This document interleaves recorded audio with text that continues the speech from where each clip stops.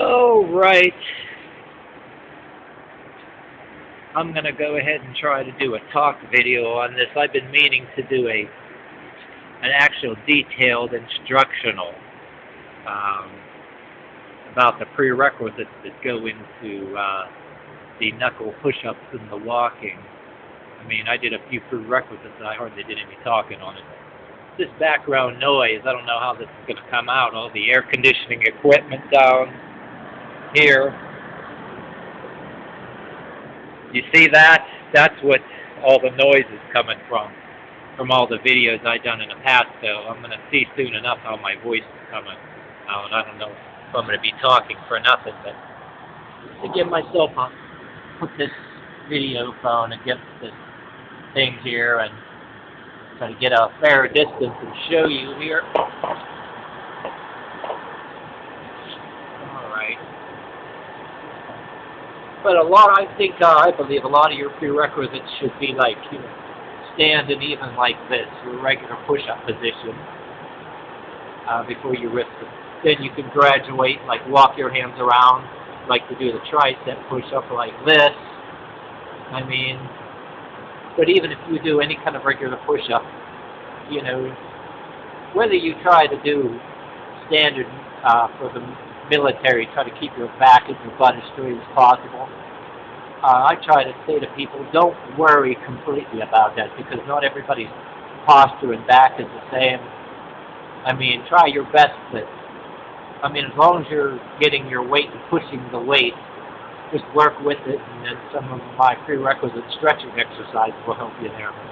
I mean, I go and just, even one regular push-up, just you can even do this, just walk into it. I mean, sometimes you go like this, but then if you want more challenge, go like this. Or way up like that, like a lot of people do. And do the planking. I mean, there's endless options and all that.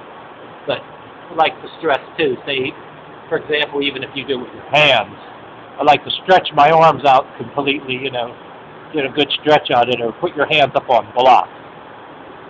Or even put some bricks under your hands. But then if you want to venture into this push-up, I mean, I like to do things like this and curl my hands around. But see, I can already do like this. Well, instead of doing what I just did for you guys so you don't break anything, just go like this, use your thumbs first as stabilizer.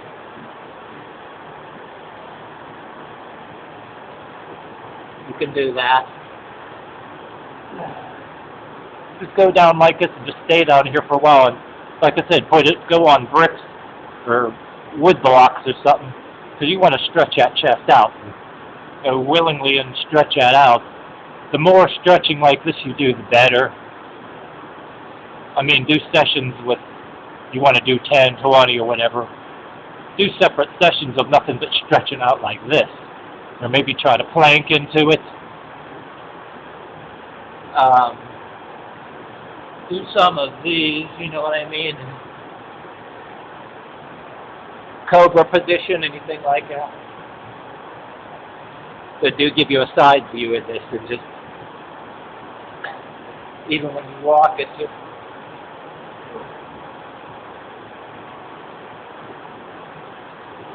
it isn't entirely about keeping your back straight.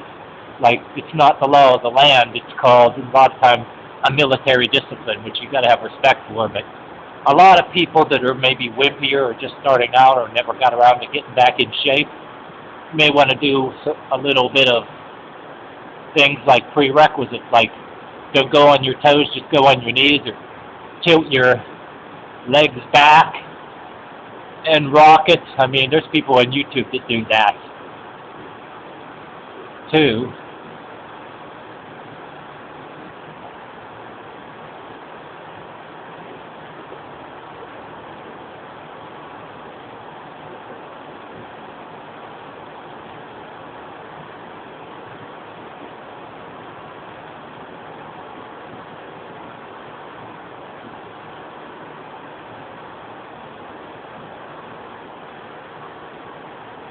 Let's start out with your thumbs just to stabilize, you know what I mean? And a lot of times what I do is just stand there for a while. Do sessions of nothing but just standing there, because you've got to get your hands used to it. Cause, you know, you got soft hands, it's going to take a while. You do not have to do this shit until your fists bleed or whatever. You don't got to do that at all. Do extra sessions so your skin get used to it and your knuckles get used to it and your wrists. And, you know, do plenty of club bell exercises like I feature on my videos. I don't feature those for nothing, because you got to get your forearm strong enough with things like club bell. Them hand grip things are bullshit. I'll explain later in the video and maybe do a separate video why, but it's okay in some ways, but it doesn't develop your wrists for standing up. Those hand grip things do not strengthen your wrists to be able to stand on your fists like this. I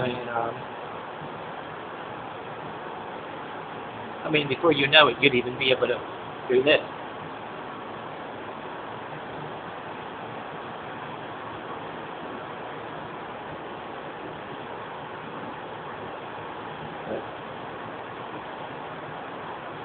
And then some people I noticed on a knuckle push-ups tutorial, don't get me wrong, they're okay as people, are showing you how to do it like this. But that's okay too. Yeah, do it all you want. And then like this. But they're trying to say, don't do this. But I disagree. You need to do a little bit.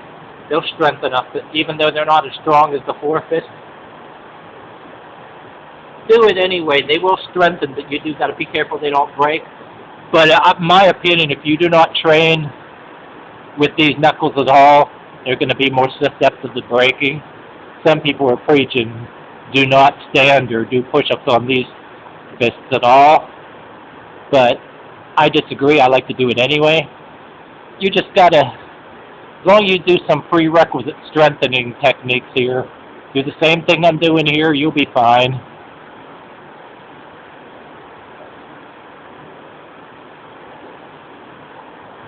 And how? I do this.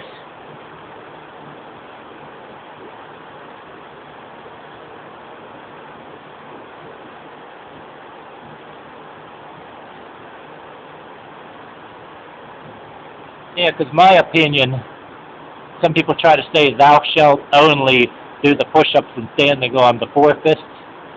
One of the reasons I disagree, because some of the things I preach that I like to be a smartass with the anti-religion and evolution people and do shit like it to prove them wrong, because I'm more like the Shaolin and shaman type of thing. That I think these fists, along with we're like cats and a lot of other four-legged animals. We crawl, we do all kind of things. Our hands and feet can be like hooves, dancing around. I mean, doing this to music. You know, I like to use music and all that stuff. But some of the things I don't show you in the videos, do a lot of cobra poses and a lot of standing like this. Stretch this out. I mean, this is a lot of boring talking, but this is a lot of the shit that you don't see in these videos. And a bigger part of the stuff I'm doing here than this is a lot of the stuff that's why I'm able to do it. And maybe you guys did humor it a little bit and try it, you'd be able to do it. That's basically what I'm saying, you know. I'm not that great in talking videos. It's like I'm writing or blogging, but then see, and this will help you when you want to squeeze that last push-up up. Wag your arms around, loosen that up, and then you can say, "Zah!"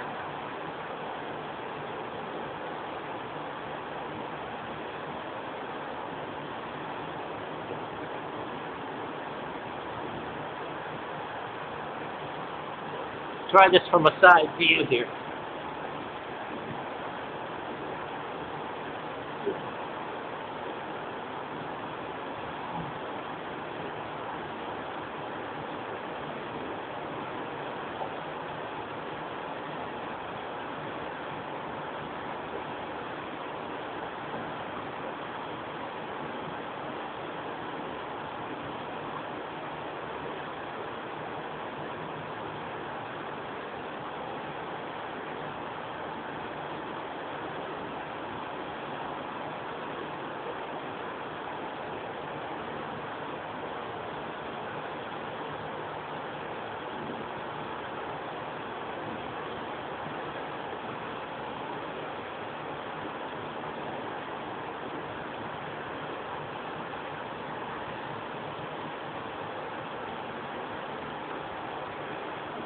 do as much as you can, like stretch yourself out like this.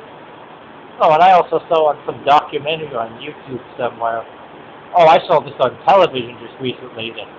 Oh, you know where I saw this? Me and the girlfriend were watching American Ninja Warrior, and there was a guy that come from Alaska there. I think he was actually an Eskimo, I believe, you know, and he said, one thing that was interesting, he said that they have knuckle jumping competitions, and they showed a little video of him doing that. I'm like, God damn. Hey, I like to challenge that guy, but I'm like, damn, I didn't know that the Eskimos of Alaska do that. And he said, yeah. Yeah, many cultures like to do this. Like to look it up to see how many cultures do that. But shoot, I'll go to Alaska and join one of them competitions. Anyway, I'm giving you the basic idea here, and plus I'm testing to see how well this audio come out in the video phone. But this is mostly watchable for some of the people who know me already. But okay, so I think that's it for now. And anyway, see how this came out with the noise in the background. So, but what I'm basically was trying to show you here is some kind of prerequisites that if I had a group of people to try to get them for any real reason to be about the same strength-wise, I do the prerequisites so everybody will develop strength all the same and break it down like a lot. So that literally so everybody would be able to actually pull off what I'm doing here and be able to do a knuckle walk or a dance to an entire song or whatever, use music. But there'd be a lot of boring prerequisites that might actually be fun and be able to laugh at with a group of people. But to be able to train like this in groups, you'd have to have some kind of prerequisite somewhere, and it'll involve stuff that maybe might be just boring, but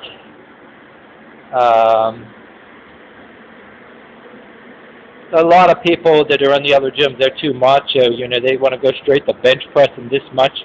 They won't go to smaller weight or just body weight, while other people will preach it religiously like I do, and a lot of people like me preach it religiously.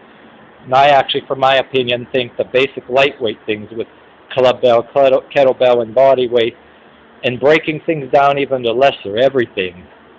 So even the most wimpiest person can do it, and that would be your key to having some of the most unlikely people, you know, like to do some push-ups and maybe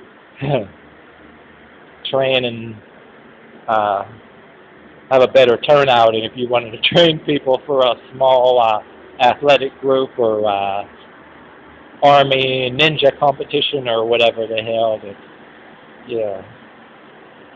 Alright, that's enough of my jibber-jabbering here. I'm just, a lot of this shit I think I say better, you know, in a blog, if you really want to read long-ass comments, the stuff that I say. I'm actually, in a way, a better writer and blogger than I am a speaker, really.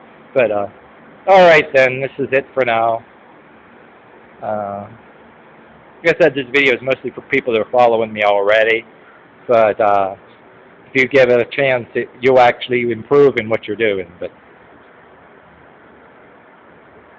if it didn't work, I wouldn't be on here doing it. So anyway, that's it. See you next time.